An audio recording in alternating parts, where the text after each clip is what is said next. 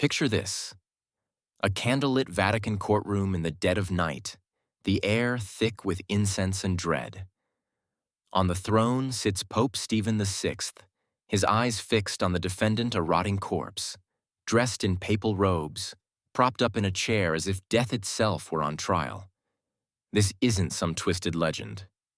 In 897 AD, the Catholic Church held the most disturbing trial in history, dragging the decomposed body of Pope Formosus from his grave to face charges in what would become known as the Cadaver Synod. Why would the Church go to such grotesque lengths? Was this madness, or a carefully orchestrated power play to rewrite history and terrify rivals into silence? The roots of this nightmare trace back to vicious power struggles tearing Rome apart. Formosus, while alive, made enemies in all the wrong places, crowning the wrong emperor, shifting alliances, and threatening the delicate balance of medieval Europe. When Stephen VI took the papal throne, he needed to erase Formosus's decisions. But church law didn't allow simply undoing a pope's acts.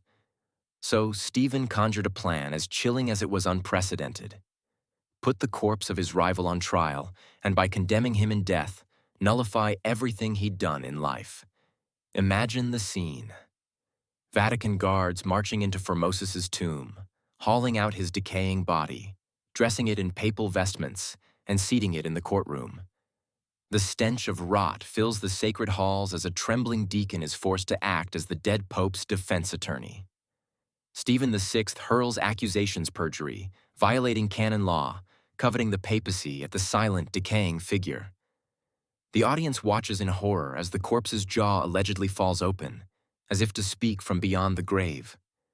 Was it decomposition, or something far more sinister? The trial is pure theater.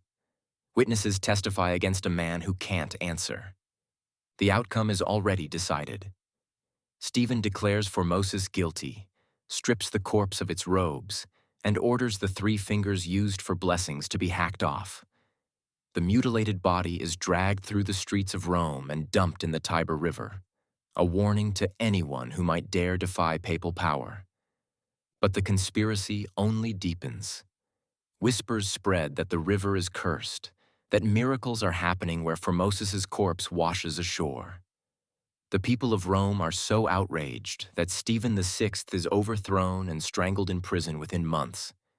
But here's where the story gets even stranger. The Church doesn't just try to erase the Cadaver Synod from memory, they double down. Later, popes revisit the corpse, exhuming and retrialing it, while church chroniclers scramble to bury the story or blame it on temporary madness. Yet secret Vatican documents and letters between bishops reveal this was no impulsive act. Months of planning, careful coordination, and chilling attention to detail went into staging this unholy spectacle. The message was clear. The papacy's power didn't end at death, and anyone living or dead could be destroyed if they threatened the Vatican's grip on history. Forensic experts today believe Formosus's body would have been in a horrifying state, bloated, discolored skin slipping from bone. Yet the Church paraded him in front of Rome to make a point. This wasn't just about one dead pope. It was about sending a message to every rival, every critic, every would-be reformer. Challenge the Church, and not even the grave will protect you. So, was the Cadaver Synod the work of a madman, or the ultimate act of institutional control? An early warning that no one, not even the dead, is safe from the Church's rewriting of history? What other secrets might still be hiding in the Vatican's darkest vaults?